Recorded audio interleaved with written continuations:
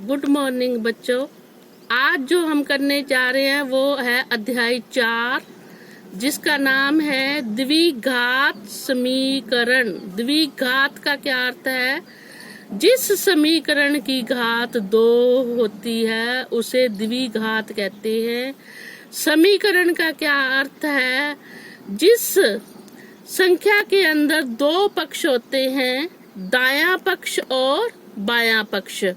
इसकी पहचान रकम के अंदर बराबर का निशान जरूर पाया जाता है, उसे हम समीकरण की निशानी होती है। आगे चलते हैं। चर। चर क्या होता है? चर होता है x, y, z, a, b, c, ये संख्याएं चर कहलाती हैं।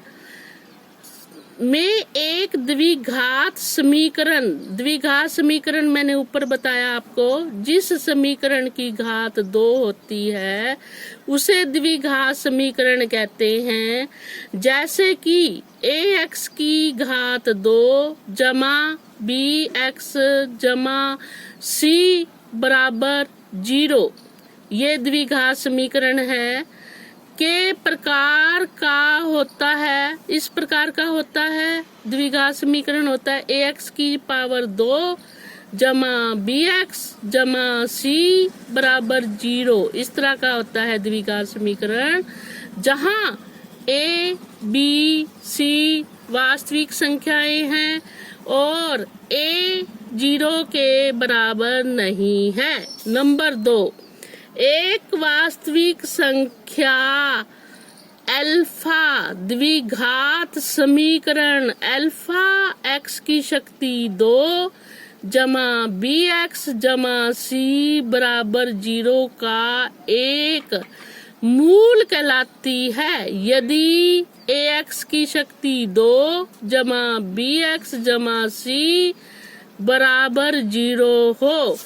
द्विघात बहुपद और द्विघात समीकरण में भी अंतर होता है, वो हम इस लाइन से हमें पता चलेगा।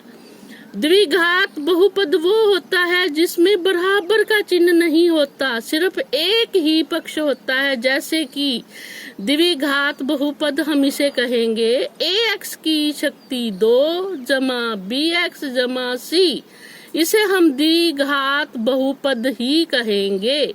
इसे हम द्विघात समीकरण नहीं कहेंगे, इसे हम द्विघात बहुपद कहेंगे, क्योंकि इसमें एक ही पक्ष है, बराबर का चिन्ह नहीं है।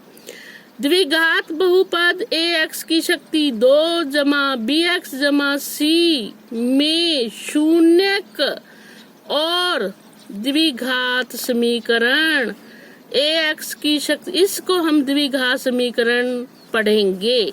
जैसे कि इसमें 2 पक्ष हैं, दायां पक्ष और बायां पक्ष, बराबर का चिन्ह लगा हुआ है, इसलिए हम इसे द्विघात समीकरण कहेंगे। ax की 2 जमा bx जमा c बराबर 0, इसे हम द्विघात समीकरण पढ़ेंगे।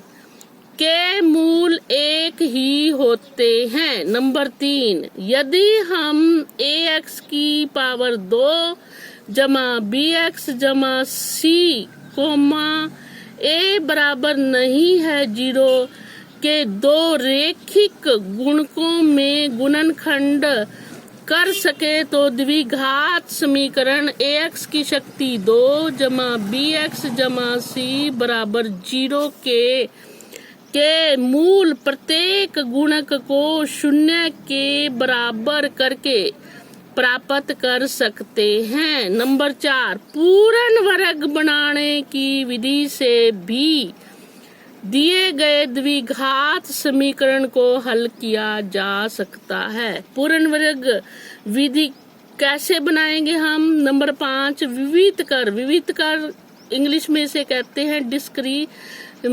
डिस्क्रीमेंट। डी बराबर b square minus 4ac, D बराबर b square minus 4ac। Number 6, द्विघात समीकरण। द्विघात समीकरण कौन सा होता है? जिसमें बेटे 2 पक्ष होते हैं, दायां पक्ष और बायां पक्ष। जैसा कि इस रकम में दिया गया है। इसमें दिया गया है ax की पावर 2 जमा bx जमा c बराबर 0। इसे द्विघात समीकरण कहेंगे। b स्क्वायर माइनस 4ac, ये निशान बड़े का होता है। अगर 0 से बड़ा है तो मूल वास्तविक तथा असमान होते हैं। यह आपको याद रखना होगा। b स्क्वायर माइनस 4ac बड़ा है 0 से तो मूल वास्तविक तथा असमान होते हैं, जिनके मान अल्फा बराबर minus b square minus 4ac का वर्गमूल बटा 2a कोमा बीटा बराबर minus b square minus 4ac का वर्गमूल बटा 2a। नंबर दो b स्क्वायर माइनस 4ac अगर ये 0 के बराबर है तब मूल कैसे होंगे? मूल वास्तविक होंगे और समान होंगे, जहां पर अल्फा का मान होगा अल्फा बराबर माइनस b बटा 2a और बीटा बराबर माइनस b बटा 2a होगा। नंबर 3, इसकी 3 शर्तें होती हैं। Number 3, b square minus 4ac अगर 0 से छोटा है तो मूल वास्तविक नहीं होते। हम इन पहली और दूसरी भाग को लेके सवाल हल करते हैं। नंबर 7, द्विघात समीकरण ax की शक्ति 2 जमा bx जमा c बराबर 0 में मूल कौन से थे? अल्फा और बीटा। नंबर 1, इनका मूलों का योगफल, कहने का मतलब अल्फा जमा बीटा, ये बराबर होगा माइनस b बटा a। नंबर 2, मूलों का गुणनफल का मतलब अल्फा गुना बीटा बराबर c बटा a। नंबर 8, यदि मूलों का योगफल और गुणनफल ज्ञात हो, पता हो हमें कि मूलों का योगफल क्या है और मूलों का गुणनफल क्या है, तो हम द्विघात समीकरण को बड़ी आसानी से इसमें रख सकते हैं, मूलों के योगफल को और गुणनफल को।